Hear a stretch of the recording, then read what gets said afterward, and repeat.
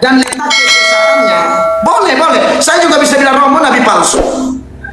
Oke, saya bisa buktikan bahwa saya tidak nabi palsu. Bisa kan? Itu yang penting. Saya bisa buktikan. Oh, silakan coba. Dan saya buktikan Romo nabi palsu. Zaman Semua sekarang. KKR itu sesat, Romo. Siapa yang zaman sekarang melakukan itu? Ya, Siapa yang zaman sekarang menjual firman tidak Allah? memberitakan Injil, melakukan KKR hanya cari keuntungan, melakukan KKR lalu pamer mujizat palsu, melakukan KKR lalu ajar ajaran-ajaran sesat, itu memang nabi palsu, Romo. Itu Tapi ada di Romo jangan Katolik, mengeneralisasi. itu ada di Katolik semua atau KKR di itu sesat. Protestantisme. Itu ada di Katolik atau di Protestantisme.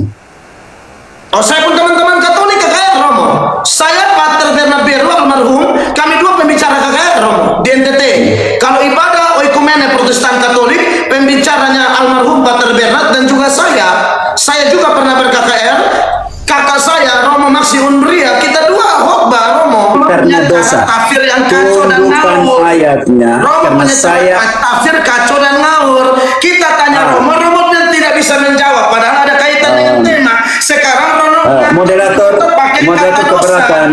Moderator keberatan. Ya. Apakah saya pernah mengatakan Bapak Pendeta Melato Pacinaru sedang ngawur dan kacau? Saya tidak pernah menggunakan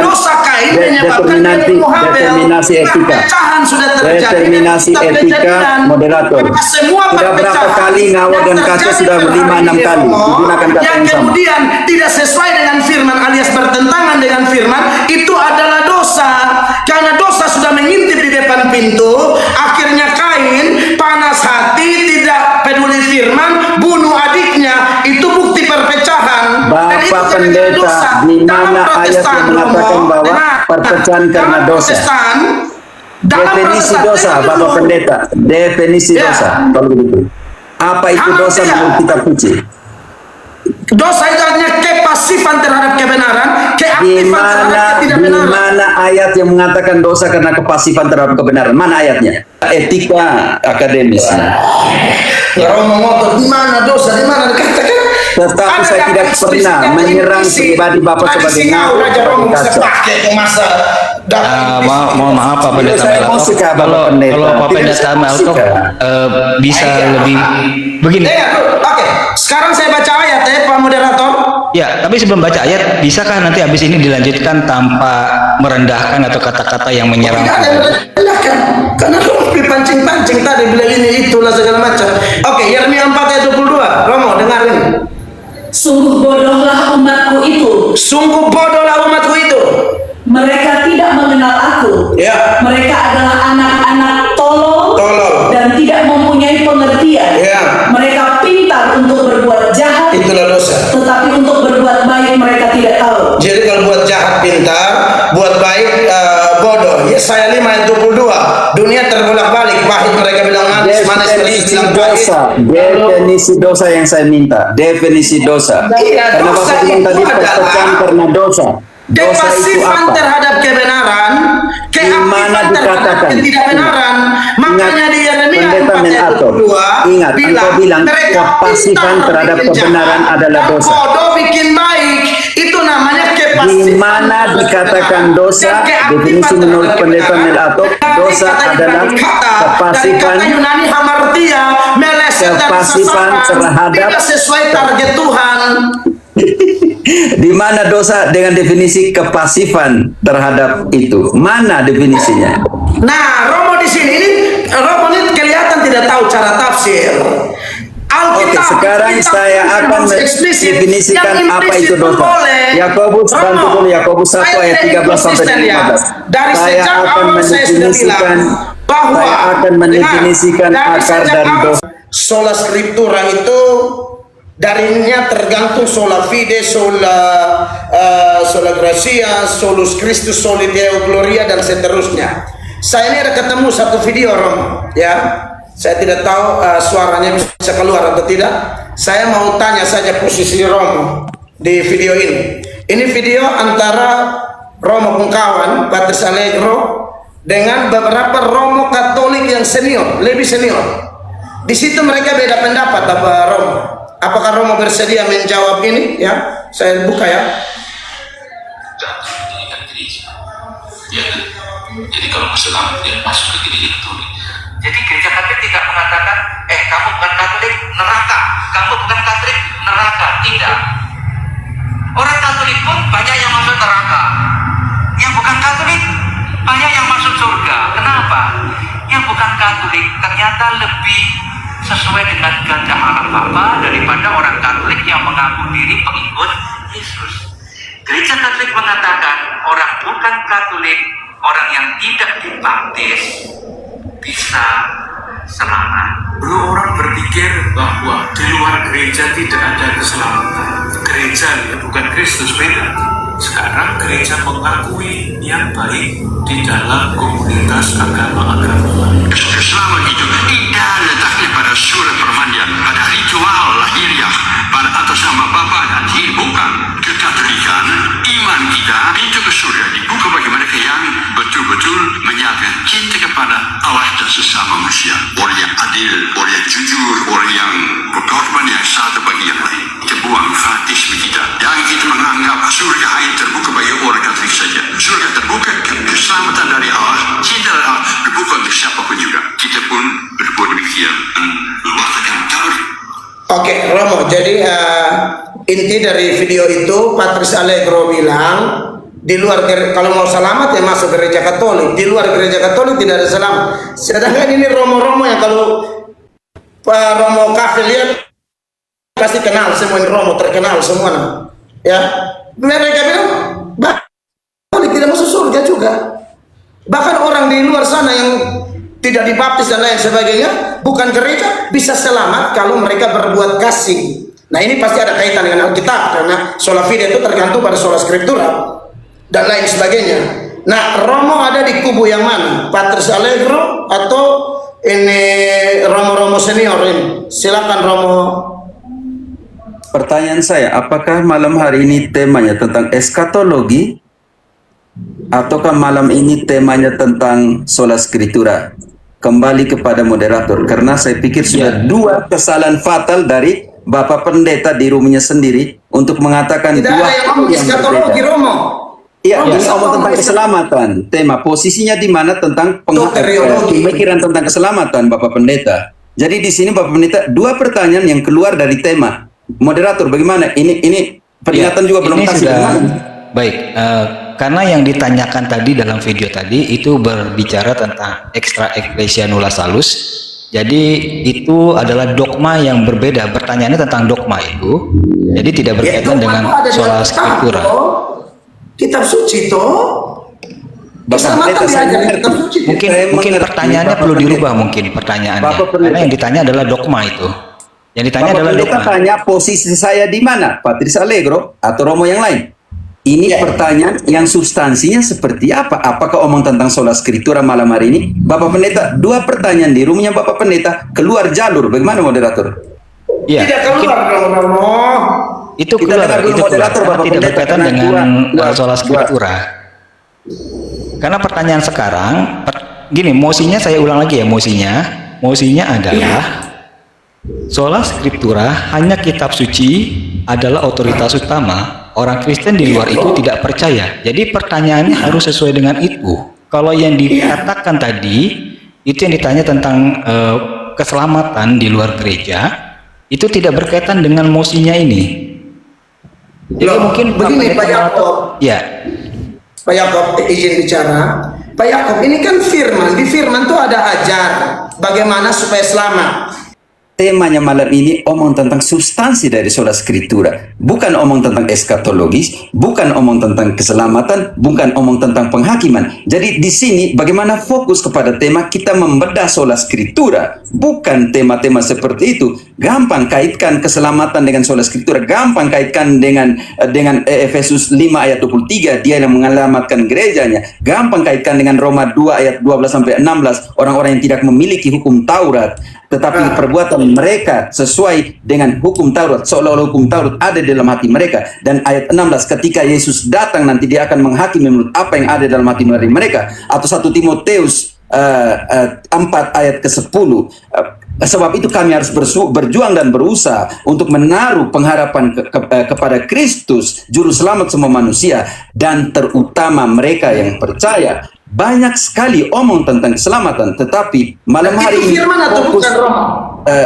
Bapak Pendeta, fokus kita bukan di situ, bukan tema eskatologis, bukan tema ekstra eklesial nulla salus, bukan tema tentang patung, tema tentang sola scriptura dibedah dari sudut pandang kitab suci. Itu yang jadi tema.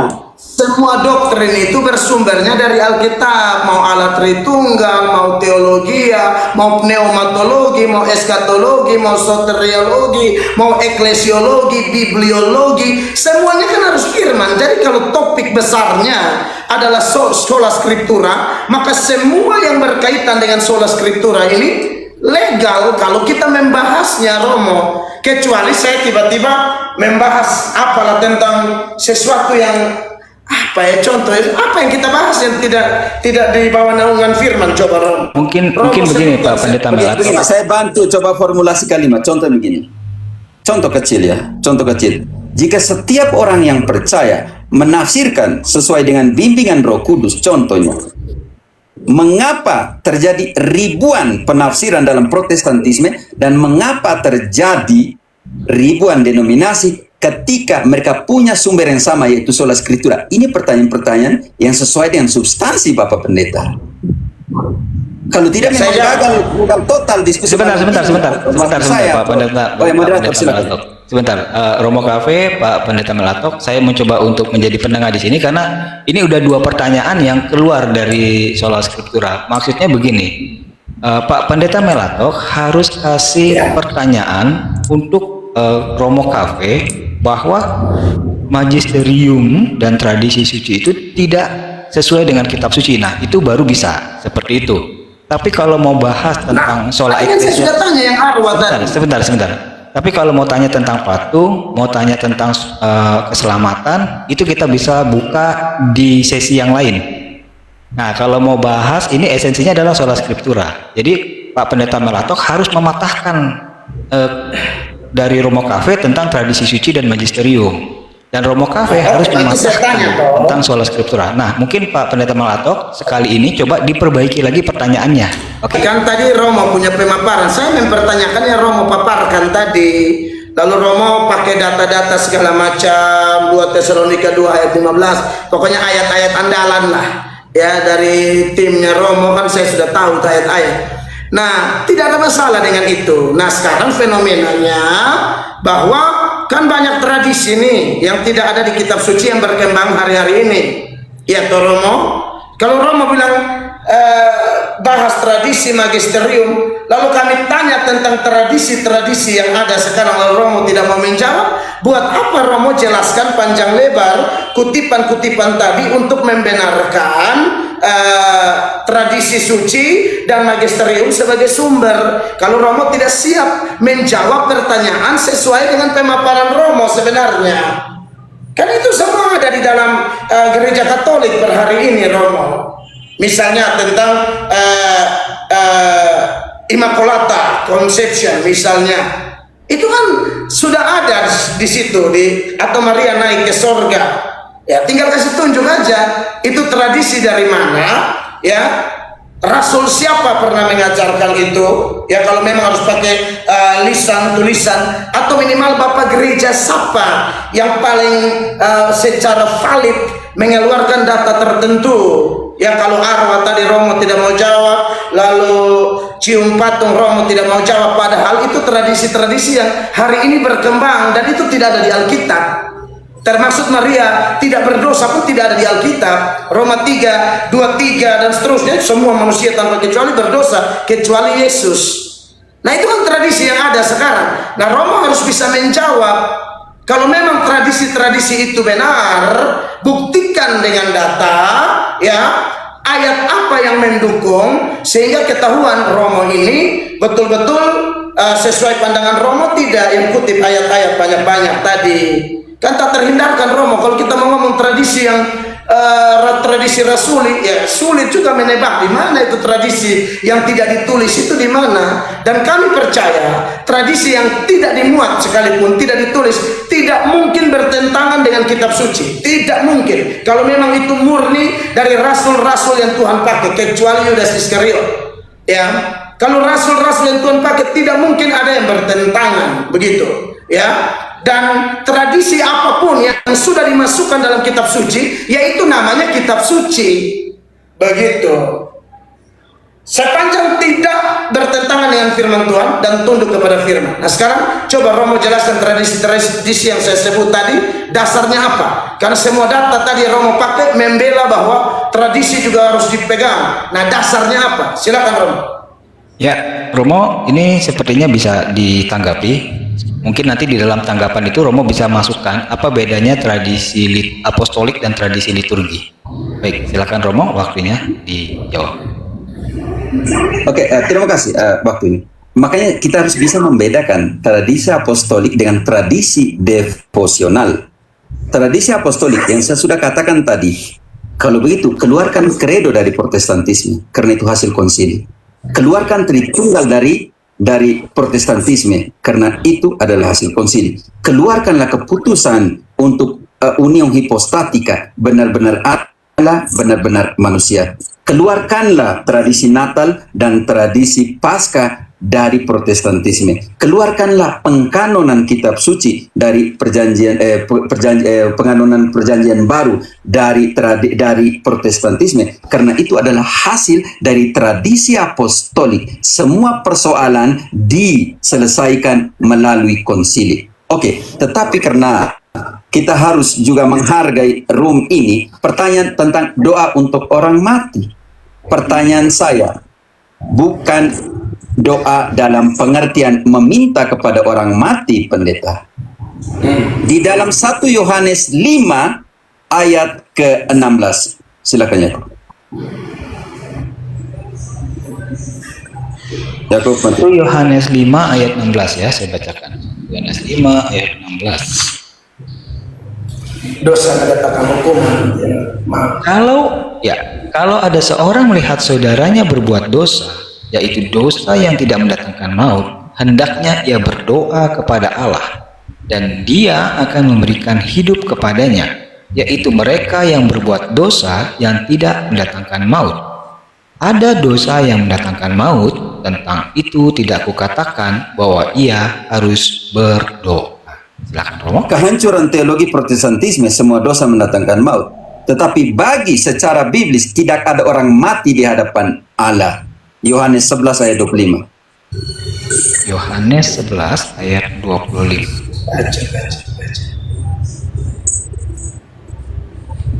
Jawab Yesus, "Akulah kebangkitan dan hidup. Barang siapa percaya kepadaku, ia akan hidup, walaupun ia sudah mati." Artinya di hadapan Allah tidak ada yang mati. Karena itu kita adalah keluarga dengan mereka. Efesus 2 ayat 19. Ini hanya kalau orang mati, nanti patung gampang. Ya. Efesus bab 2 ayat 19. Demikianlah kamu bukan lagi orang asing dan pendatang, melainkan kawan sewarga dari orang-orang kudus dan anggota-anggota keluarga Allah. Adalah keluarga Allah. Karena itu mereka hidup di hadapan Allah. Kita untuk apa? 1 Timotius 2 ayat 1. Naikkanlah apa? Kalau mereka masih hidup di hadapan Allah, dan kita juga masih hidup, kita punya tugas berdoa.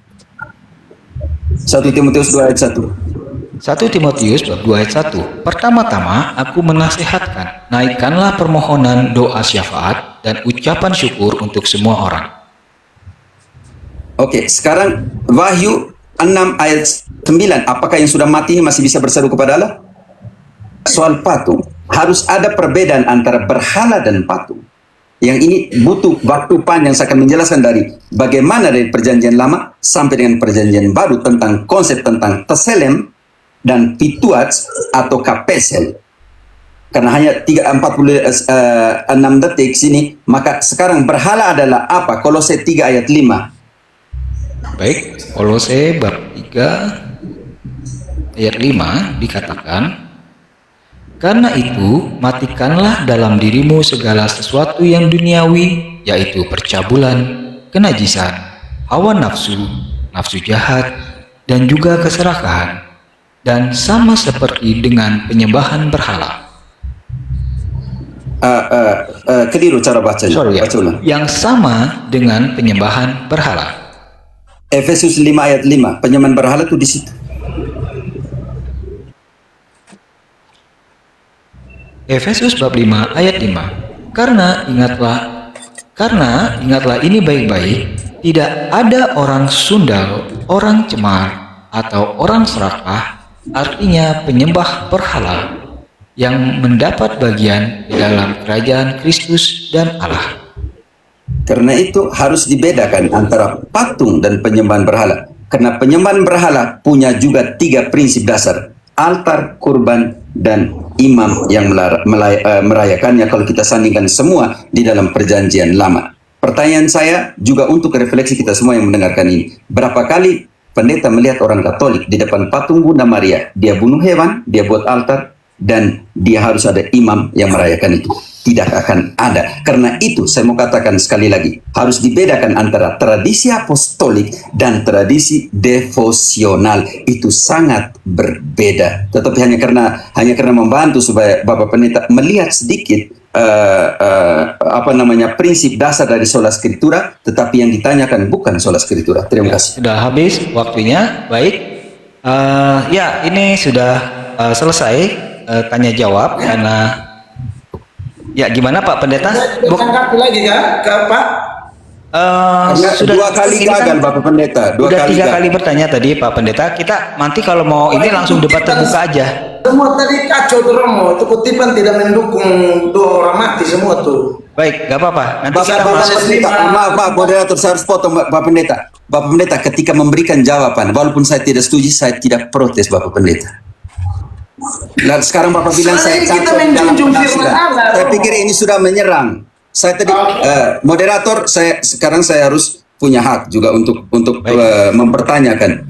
Selama Bapak Pendeta memberikan jawaban, berapa kali saya memotong dan mengatakan Bapak Pendeta ngawur? Baik. Ya mungkin karena Romo melihat itu jawaban saya atau komentar saya Bukan, karena saya menghormati dinamika. Bapak Pendeta, saya menghormati dinamika. Ketika Bapak Pendeta memberikan jawaban, saya tidak potong sama sekali. Tapi ketika saya memberikan jawaban, Bapak bilang kacau balau, ngawur begitu. Bagaimana Bapak Pendeta? Karena memang ini demi Romo juga. Romo pengajar. Bukan Bapak Pendeta, ada moderator di sini, dan semua orang yang nonton ini 9.000 lebih akan memberikan tanggapan. Kita ikuti aturan, silakan. Ya. Bapak Pendeta sudah keluar dari aturan ini, saya menyesal ya Bapak Pendeta. Ya, memang tadi di aturan bahwa kita tidak boleh menyerang pribadi atau tidak ada serang pribadi. Kita komentari penafsiran bukan pribadi. Pribadi saya mengasihi beliau kok. Kita sama-sama NTT bagaimana? Ya Bapak Pendeta, semoga ketika Bapak bilang ngawur seseorang itu sudah menyerang orangnya. Bukan Bapak, tafsirannya Bapak. Makanya harus bilang tidak Bapak Pendeta. Hanya saya harap Tuhan. Saya tahu 3 pertanyaan dari saya tadi Bapak Pendeta jawab dan saya diam karena saya menghormati dinamika. Tetapi ketika saya sementara jawab, Bapak Pendeta begini. Itu bagi saya kurang beretika. Tapi tidak apa, kita menghargai kembali kepada moderator. Ya, baik. Begini, tadi memang ada 2 pertanyaan dari Bapak Pendeta yang keluar dari topik. Untuk nanti pertanyaan tentang patung Bunda Maria atau keselamatan di luar gereja, itu mungkin nanti kita bisa cari sesi yang lain untuk habis ini. Jadi memang tidak perlu kita bahas semuanya di sini karena esensi pentingnya, intisarinya itu adalah sola scriptura. Kenapa tadi Romo Cafe menolak 2 kali? Karena tidak sesuai dengan esensi malam hari ini. Nah, pertanyaan saya adalah apakah diskusi ini mau dilanjutkan ke debat terbuka atau tidak? Silakan Romo Cafe dan lanjut. Ini jauh-jauh dari Kolombia, lanjut. Ya, bukan begitu. Karena saya lihat tadi memang pertanyaan dari Pendeta Melatok 2 kali keluar dari esensi dari intisari dari sola scriptura. Jadi nanti kalau debat terbuka saya minta. Menurut saya tidak keluar. Oke. Siap. Tapi tidak Pak moderator punya pandangan, saya punya pandangan. Tidak keluar. Baik. Terima kasih. Jadi debat terbuka ini nanti sangat diharapkan untuk tetap esensinya di dalam sola scriptura. Baik, Romo Cafe mau dimulai untuk debat terbuka, bagaimana? Oke, pertanyaan saya, jika setiap orang Kristen menafsirkan Sebentar, saya ini dulu, timernya dulu, maaf. Waktu. Timernya dulu ya, ya. karena bilang umur, oke maaf. Ya, 5 menit dimulai dari sekarang. Jadi ini silakan tanya jawab ya. Boleh potong-potong omongan, boleh silakan. Selama 5 menit ini. Oke. Siap. 1, 2, start. Saya dulu nih ya, Bapak Pendeta, jika semua orang percaya menafsirkan sesuai dengan bimbingan Roh Kudus, mengapa ada begitu banyak ribuan denominasi dan ratusan interpretasi yang berbeda? Ya, langsung dijawab. Langsung. Jadi, Ya. oh, pakai waktu saya sendiri atau lanjut aja nih 5 menit? Saya bikin 5 menit dulu aja. Nanti kalau memang kurang kita tambahkan. Siap. Oke. Jadi Romo, baik. Kalau Romo bertanya, kalau memang orang di menafsir dengan bimbingan Roh Kudus, kenapa ada begitu banyak tafsiran? Ya, di mana-mana ya. Bahkan kita tahu dalam sejarah pun di gereja Katolik ada skisma besar yang kemudian 1054 itu terjadi perpecahan itu karena pasti beda tafsir. Lalu belum lagi di abad ke-16 Martin Luther, seorang Katolik, juga akhirnya beda tafsir dan keluar dan terjadilah Protestan. Dan sekarang dan di dalam Protestan sendiri memang juga ada banyak penafsiran, itu tidak bisa dibantah. Lalu apakah penyebabnya? Saya percaya bahwa firman Tuhan itu kan kebenaran, Romo, kebenaran yang berasal dari Tuhan. Maka cara kerja setan itu tidak lain tidak bukan mulai dari kitab Kejadian, ketika mereka menjatuhkan Hawa menggunakan ular, itu kan mereka merubah-rubah firman, Romo. Maka saya percaya sampai hari ini pekerjaan setan itu semakin meningkat, Romo, yaitu tanpa disadari, mau siapapun dia, mau pendeta kah, mau siapa kah, ketika omong firman, Tunjukkanlah bukti biblis penyebab dari perpecahan, Bapak Pendeta. oh iya, ini bukti biblisnya. Ya, ayatnya mana? Dalam Oke, perjanjian baru, kita fokus di perjanjian baru. 3, mulai ayat 1. Saya Di buktikan. mana akar dari perpecahan itu ada di mana? Siap. Kejadian pasal 3 mulai ayat 1. Ini data tentang setan memakai ular dan menyerang firman. Ya, disinilah mulai ada penafsiran yang kacau balau di sana. Silakan. Bapak Pendeta, pertanyaan saya, kenapa begitu banyak denominasi? Ya, ini cara jawabnya sistematis, Romo. Ya. Oke. Bapak Ini mau Pendeta di- bisa sistematis, saya tidak boleh. Oke, silakan Bapak Pendeta. Tahu langsung di situ. Oke, silakan. Bapak Bapak kan bisa Orang jadi sistematis, kuliah saya kan tidak ada boleh. lahirnya, Romo, dulu Perungi dan Cermelek. Oke, Bapak Pendeta. Iya. Baik. Silakan. Romo. Buktikanlah denominasi lahir dari ini. Oh, gampang itu mah aman. Kita pelan-pelan dulu, Romo. Silakan. Adapun ular ialah yang paling cerdik dari segala binatang di darat yang dijadikan oleh Tuhan Allah. Ular itu berkata kepada perempuan itu, tentulah Allah berfirman, semua pohon dalam taman ini jangan kamu makan buahnya, bukan? Ya, sampai di situ. Jadi di sini sudah kelihatan, Romo, setan itu kerjanya merubah firman. Firman bilang di Kejadian 2 ayat 16-17, semua buah boleh kau makan. Setan rubah kata boleh menjadi jangan. Jadi semua yang suka rubah-rubah ayat itu, suka tidak suka, senang tidak senang, dipakai setan. Itu pasti. Tunjukkan dulu Kejadian 2 ayat 16-17. Itu Tapi firman waktu aslinya di situ. di Kejadian ada denominasi? Nanti kan ini akan, Romo. Oke. Tidak, saya mau arahkan Bapak Pendeta supaya fokus sedikit. Oke. Jangan lupa nanti pertanyaan saya tadi. Masa tahu-tahu langsung denominasi. Pelan-pelan, Romo tenang. Terus?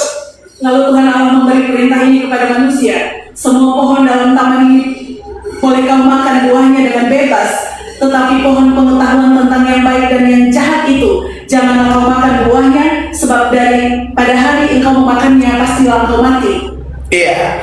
Jadi Romo, sebenarnya secara eksplisit kata denominasi itu kan tidak ada di dalam Alkitab.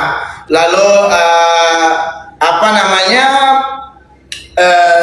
jadi banyak penafsiran itu secara eksplisit tidak ada, tapi dengan data-data seperti ini. Lalu misalnya ayat seperti 1 Yohanes 4 mulai ayat 1, di mana nabi palsu mulai banyak di mana-mana membawa pengajaran-pengajaran sesat. Nah, saya percaya nabi-nabi palsu ini, saya tidak membantah, Romo, bahwa bisa menunggangi denominasi-denominasi, bahkan sekolah-sekolah teologi, Romo.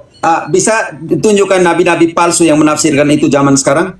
1 Yohanes 4 loh, ayat 1. Siapakah zaman sekarang yang dikategorikan sebagai nabi Baca palsu? dulu. Baca ayat dulu tuh Romo.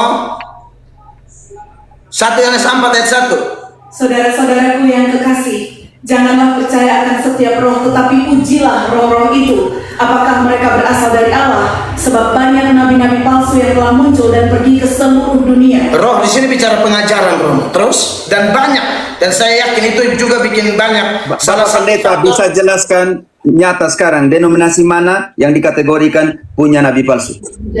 Oh banyak, itu pertanyaan cukup menjawab. Contoh kecil, banyak ya. Dari 60.000 di dunia ini, 400 lebih di Indonesia, mana yang dikategorikan sebagai nabi palsu? Saksi Yehova. Apakah benar saksi Yehova adalah nabi palsu? Yes. Tunjukkanlah bukti bahwa saksi Yehova adalah nabi palsu. Kita mesti beda di sini.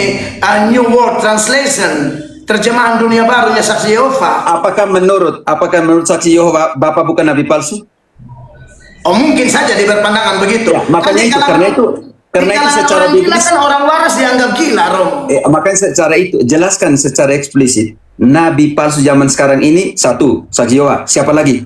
Oh ada banyak lah. Ini kita tadi. Siapa data kita butuh data di sini. Nabi palsu saksi Yehova. Siapa lagi? Semua gereja yang menubuatkan Yesus datang menetapkan tanggal itu ajaran sesat. Karena nabi palsu itu ciri-cirinya. Yang pertama, nubuatannya meleset. Buka Ulangan pasal. Oke, pertanyaan saya untuk Bapak Pendeta Melato. Ini Pendeta ayat atau Iya, saya mengerti. Oke, sekarang untuk Bapak Melato. Bapak Melato bisa dikategorikan sebagai nabi palsu atau tidak? Terserah siapa yang menilai dan dia harus buktikan. Boleh-boleh saja. Nggak ada Bagaimana masalah. kebenaran Tinggal dia buktikan kita punya- di mana letak kepalsuannya dan letak kesesatannya. Boleh. Saya juga bisa bilang Romo nabi palsu. Oke, saya bisa buktikan bahwa saya tidak nabi palsu. Bisa kan? Itu yang penting. Saya bisa buktikan. Oh silakan coba. Dan saya buktikan Romo nabi palsu. Oke, yang pertama, saya akan bukti bahwa nabi palsu itu seperti apa. Bantu dulu kategori nabi palsu. Oke, ini penting sekali. Matius 7 ayat ke-15. Nabi palsu itu buat apa? Serigala berbulu domba. Ya, tapi ya segala bohong, tapi dia buat apa? Ayat 21-nya. Ya, Matius bab 7 ayat Ayat ke-15. 15 dulu supaya tahu nabi palsu atau tidak di situ. Ya. Waspadalah terhadap nabi-nabi palsu yang datang kepadamu dengan menyamar seperti domba, tetapi sesungguhnya mereka adalah serigala yang buas. Dia buat apa ayat 21? Bukan setiap orang yang berseru kepadaku, Tuhan, Tuhan, akan masuk ke dalam kerajaan surga, melainkan dia yang melakukan kehendak Bapakku yang di surga. Dia buat apa ayat 22? Pada hari terakhir, banyak orang akan berseru kepadaku, Tuhan, Tuhan, bukankah kami berbuat demi namamu dan mengusir setan demi namamu dan mengadakan banyak mujizat juga demi namamu juga? KKR di mana-mana. Ayat 23 Yesus ngomong apa? Pada waktu itulah aku akan berterus terang kepada mereka dan berkata, aku tidak pernah mengenal kamu, enyahlah daripadaku, karena kamu sekalian pembuat kejahatan. Matius 24 ayat 23 sampai 25. Ini nabi palsu buat apa di sini? KKR di mana-mana atau tidak? Pada waktu itu, Matius 24 ayat 23 ya, Ma ya? Ya, sampai 25. Pada waktu itu jika orang berkata kepadamu, lihat, Mesias ada di sana, atau Mesias ada di sana, kamu jangan percaya, sebab Mesias palsu dan nabi-nabi palsu akan muncul dan mereka akan mengadakan tanda-tanda yang dahsyat dan mujizat-mujizat. Karena sehingga sekiranya mungkin mereka menyesatkan orang pilihan juga. Camkanlah, aku sudah mengatakannya terlebih dahulu kepadamu. Apa yang buat nabi palsu? Roma 17 18. Roma 16 ya, 17 ayat Ayat 18. 18. Mulut manis. Tetapi aku menasihatkan kamu, saudara-saudara, supaya kamu waspada terhadap mereka yang bertentangan dengan pengajaran yang telah kamu terima, menimbulkan perpecahan dan godaan. Sebab itu hindarilah mereka. Sebab Kenapa? orang-orang demikian tidak melayani Kristus, Tuhan kita, tetapi melayani perut mereka sendiri.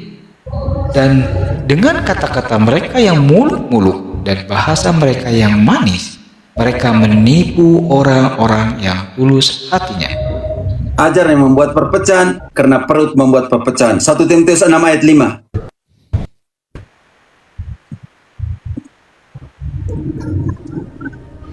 Percekcokan antara orang-orang yang tidak lagi berpikiran sehat dan yang kehilangan kebenaran, yang mengira ibadah itu adalah suatu sumber keuntungan. Mereka ini siapa? Ayat 3. Oke.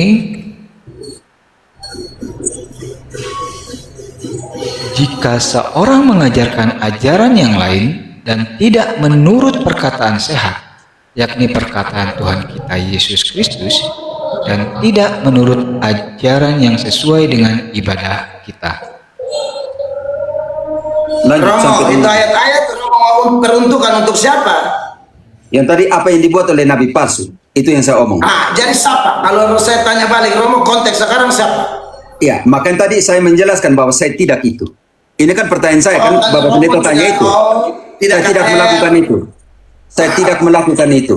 Kan tanya saya tidak melakukan itu. Sesat. Yang melakukan itu siapa? Petrus khotbah KKR tuh 3.000 orang. Yang tidak, yang zaman sekarang. Saya tidak tanya zaman lalu. Baik. Berarti Apakah tidak zaman semua sekarang? KKR itu sesat, Romo. Siapa yang zaman sekarang melakukan itu?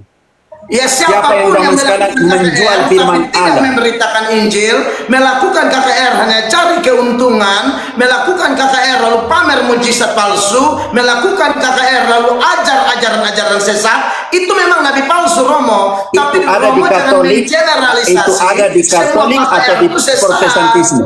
Itu ada di Katolik atau di Protestantisme. Oh, saya pun teman-teman Katolik KKR, Romo. Saya Pater Bernabeu almarhum, kami dua pembicara KKR, Romo, di NTT. Kalau ibadah oikumene Protestan Katolik, pembicaranya almarhum Pater Bernard dan juga saya. Saya juga pernah ber-KKR. Kakak saya, Romo Maxi Unbria, kita dua khotbah, Romo. Jadi Satunya khotbah. Satunya khotbah. Romo. Satunya khotbah, menyembuhkan, mengusir roh jahat dan semuanya itu. Buktikan secara biblis. Jangan dulu bilang Katolik. Buktikan itu. Apakah sungguh-sungguh pelayanan, pewartaan yang keluar di dalam Protestantisme itu siapa yang mengutus secara biblis? Kita ngomong soal skriptura loh. Pengutusan di dalam Protestantisme itu datang dari siapa? Kembali kepada topik kita, sola scriptura. Ya, sola Alkitab scriptura. kan sudah Sola scriptura. menubuatkan. Di mana Sudah menubuatkan, Alkitab tidak? di mana Alkitab mengutus Bapa untuk jadi pewarta? Sama? Saya, Alkitab utus saya. Iya, di mana Alkitab? Karena sola scriptura, di mana Alkitab mengutus Bapa jadi pewarta? Iya, terus.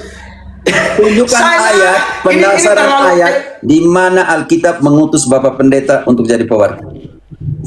Ya itu kan terlalu berlebihan, Romo. Bukan berlebihan, tunjukkan secara biblis.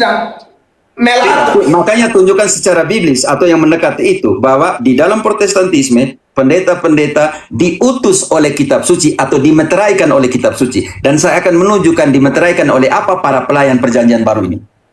Siap. Jadi Romo, tugas memberitakan Injil itu seturut amanat agung, The Great Commission dalam Matius pasal 28 ayat 19 sampai 20 itu kan bukan hanya tugas rohaniwan. Itu kepada para rasul atau kepada para pendeta? Romo, di situ itu kepada para rasul?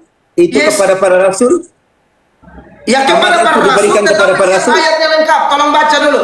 Matius 28. Tadi Romo sudah banyak baca ayat, saya buktikan dengan ayat sekarang. Bahwa yang menginjil di dalam Alkitab bukan cuma nabi atau rasul, jemaat biasa yang dimeteraikan dengan Roh Kudus, yang dilahirbarukan oleh Roh Kudus, mereka juga memberitakan Injil karena mereka diberikan otoritas oleh Tuhan. Jadi mana ayat Bapak Pendeta merahum, mana nabi ayatnya? atau rasul, Mana ayatnya? Tuhan yang adalah jemaat awam. Mana ayatnya? Mari Mana ayatnya? Matius 28 ayat 19-20. Perhatikan. Baca dari 15 supaya tahu siapakah mereka. Tunggu. Saya langsung pendek aja. Ada yang mau saya persoalkan. Baca dari Matius 15 supaya tahu siapakah mereka. Ini kan bagian saya. Ini bagian saya. Jadi saya kasih Romo tenang. Romo baca ayat-ayat tadi. Banyak-banyak saya diam nonton kok. Romo diam Pendeta, dulu. ini dapat terbuka, Ya. ini dapat terbuka tidak apa? Oh iya justru Saya itu. menghormati. Jadi debat terbuka kita dua-dua ngomong. Gini kan orang mau dapat pesan apa?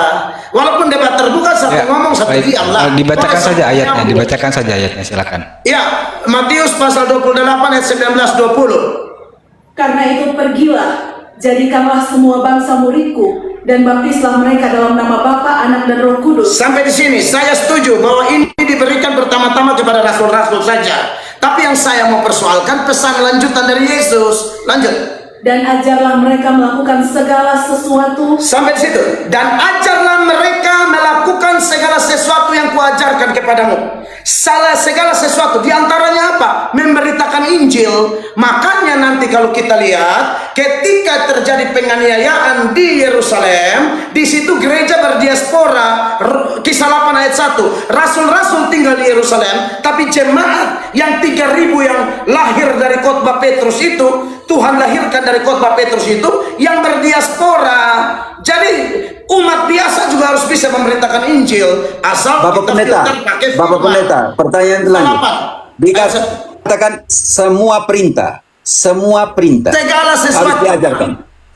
Bukan segala sesuatu, segala perintah, bukan segala sesuatu, Oke. Bapak. Segala perintah. Ayat itu mengatakan segala perintah. Coba Yesus, tolong baca ulang dulu ayat. ya, segala perintah, bukan segala sesuatu. Segala sesuatu, Romo. Jangan dulu, baca lengkap kembali ayat 20, saudari. Baca kembali ayat 20 lengkap. Biar ke Romo dengar. Baca. dan ajarlah mereka melakukan segala sesuatu yang telah kuperintahkan kepada Yang diperintahkan Bapak Pendeta, yang diperintahkan segala perintah.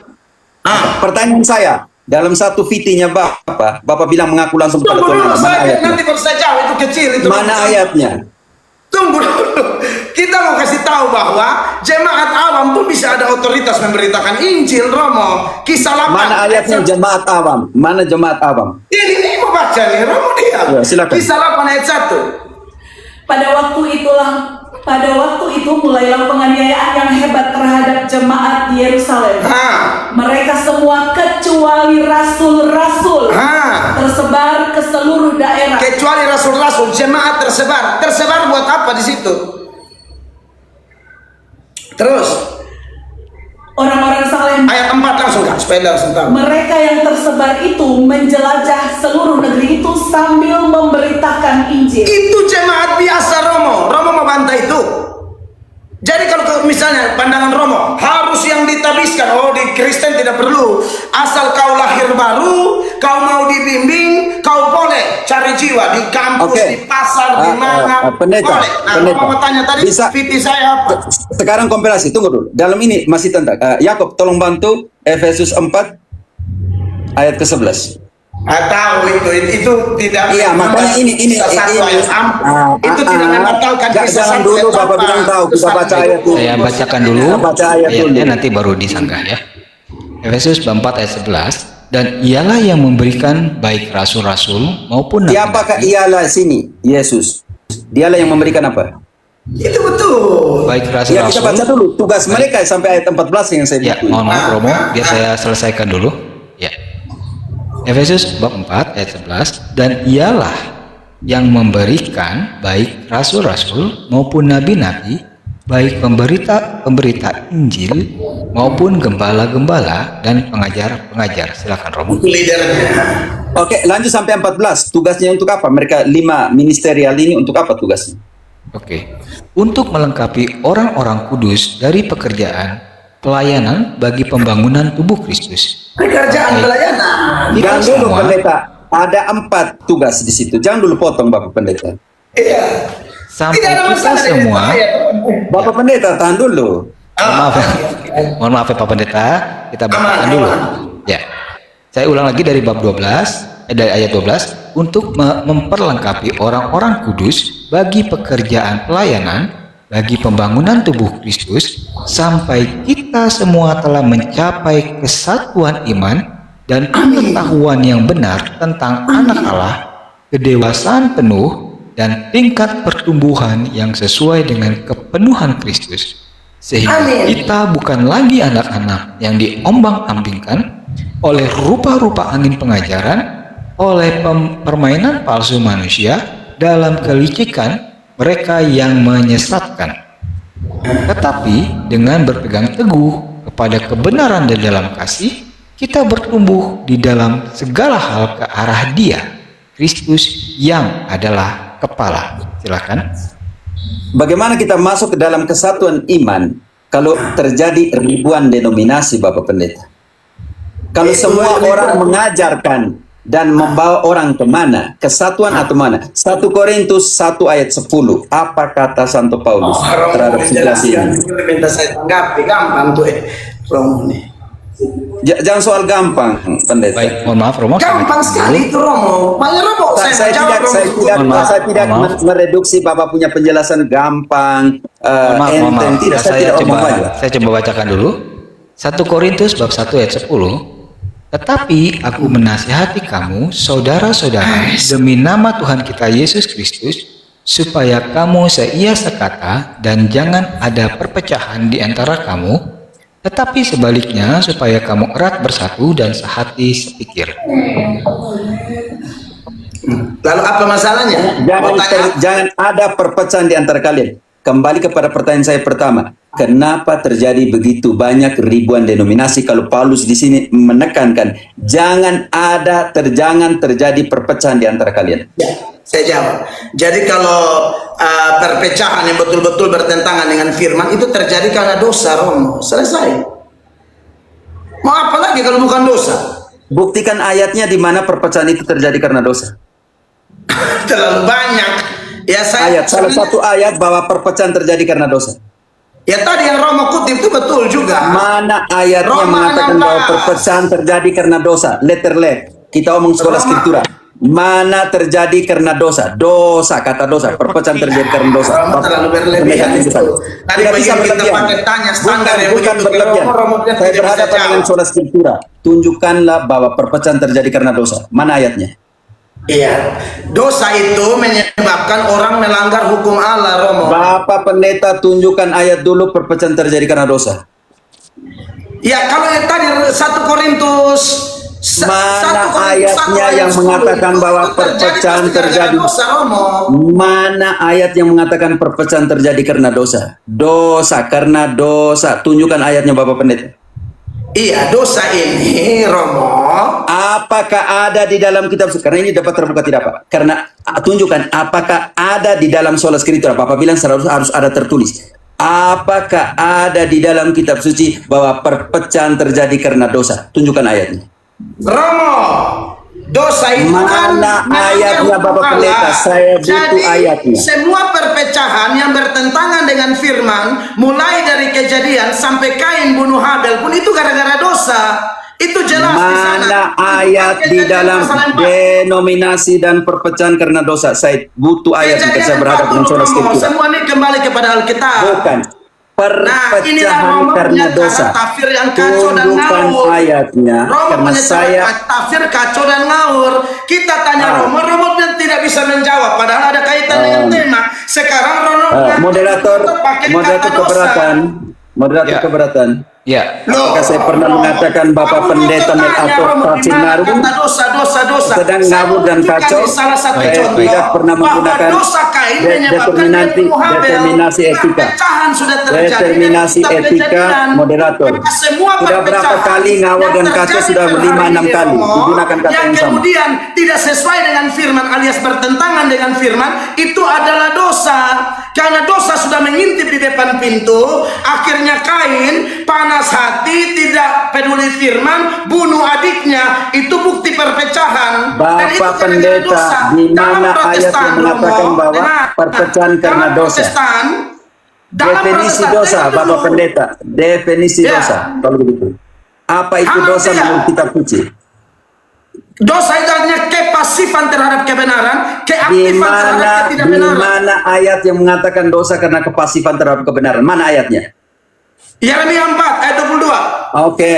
Ya, Dosa adalah sebelum dibacakan, mohon maaf para narasumber, Pak Pendeta dan Romo Cafe, untuk diusahakan untuk menghindari hal-hal yang seperti terjemahan ngawur atau hal-hal yang sedikit merendahkan atau tidak ada membuat yang orang terjemahan ngawur, penafsiran kacau. Saya pikir ini Ya, kita punya mungkin hal itu bisa dihindarkan. berbeda, ya. Mungkin hal itu Level bisa akademis dihindarkan. berbeda. Ada etika akademisnya. Romo ngotot di mana dosa, di mana dikatakan. Tetapi saya tidak pernah menyerang pribadi Bapak sebagai ngawur. Raja Romo bisa pakai masa Mohon maaf Pak Pendeta Saya Melakop, musik, Bapak kalau Pendeta. Pak Tidak Pendeta saya Melakop musik, bisa lebih begini. Oke, sekarang saya baca ayat ya Pak Moderator. Ya, tapi sebelum baca ayat, bisakah nanti habis ini dilanjutkan tanpa merendahkan atau kata-kata yang menyerang Tidak ada yang pribadi? merendahkan. Karena Romo pancing-pancing tadi bilang ini itulah segala macam. Oke, Yeremia 4 ayat 22. Romo dengarin. Sungguh bodohlah umatku itu. Sungguh bodohlah umatku itu. Mereka tidak mengenal aku. Ya. Mereka adalah anak-anak tolol dan tidak mempunyai pengertian. Ya. Mereka pintar untuk berbuat jahat, Itulah dosa. tetapi untuk berbuat baik mereka tidak tahu. Jadi kalau buat jahat pintar, buat baik bodoh. Yesaya 5 ayat 22. Dunia terbolak-balik, pahit mereka bilang manis, manis mereka Definisi bilang dosa, pahit. definisi dosa yang saya minta, definisi dosa. Iya, Karena dosa Bapak bilang itu tadi perpecahan adalah karena dosa. Dosa itu kepasifan apa? terhadap kebenaran, Di mana keaktifan terhadap dikatakan? ketidakbenaran. Makanya di Yeremia 4 Pendeta ayat Melato, 22 ingat, engkau bilang mereka kepasifan pintar terhadap bikin kebenaran jahat adalah dan dosa. bodoh bikin baik. Itu namanya kepasifan. Di mana terhadap dikatakan kebenaran dosa, dan keaktifan definisi menurut terhadap Pendeta kebenaran. Melato, Dari dosa kata Ibrani adalah kata, kepasifan, dari kata Yunani hamartia, meleset dari kepasifan sasaran, terhadap tidak sesuai target Tuhan. di mana dosa dengan definisi kepasifan terhadap itu? Mana definisinya? Nah, Romo di sini Romo ini kelihatan tidak tahu cara tafsir. Oke, sekarang saya akan mendefinisikan apa itu dosa. Yakobus, bantu dulu Yakobus 1 ayat 13 sampai 15. Dari Saya sejak akan awal saya sudah mendefinisikan bilang bahwa saya akan mendefinisikan akar dari dosa. saya sudah bilang bahwa Bantu sola dulu. scriptura kami tidak anti dengan tradisi, tidak anti dengan konsili, tidak anti dengan apapun selama tidak tabrak firman Allah. Ya, Bapak Pendeta Tritunggal tidak pun memberikan ada secara definisi. Yang eksplisit pertama, di Alkitab, tapi Katolik dua percaya hal. Tritunggal tidak. Bapak Pendeta mengatakan bahwa perpecahan karena dosa. Yang kedua, dosa adalah kepasifan dari apa? Tidak dijelaskan. Sekarang Yakobus 1 ayat 13 sampai 15 mendefinisikan apa Ya, penyebab dari itu dosa. masih omong pencobaan dari setan. Tahu Tidak. ngerti itu ada.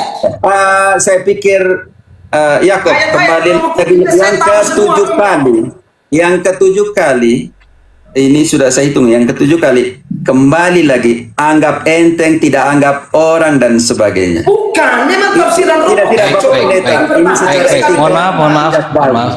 Maaf ya Bapak Pendeta, tidak baik maksud saya. Saya pikir Bagaimana Romo daripada Bapak Romo tidak terjadi di sini memulangkan karena tidak sudah baik, saya Ya. cancel. Yakob saya serahkan sudah terlalu Ya, banyak. ya, Sudah oke. tujuh kali loh saya hitung. Baik, sepertinya diskusi ini tidak bisa lanjut karena memang Tidak bisa, ada hal etika yang dilanggar. Karena kalau kita lanjutkan juga nanti takutnya akan memperburuk situasi dari kedua belah pihak. Mungkin nanti kita akan coba cari sesi yang lain untuk Ya, lebih. saya tetap menghormati Romo sebagai pribadi, tapi kan tafsiran Romo. Pendeta Romo, Melato, Romo, moderator lagi saya menjelaskan. kali Tolong, Romo bilang, moderator. oh ini sudah 7 kali. Apa sih Romo ini? Ya, ya, karena memang tadi kita ada aturan-aturan yang memang udah kita sepakati bersama ya, Pak Pendeta. Pak Jakob, ini kan debat terbuka, gimana sih? Iya. Debat terbuka tidak berarti etika tidak ada.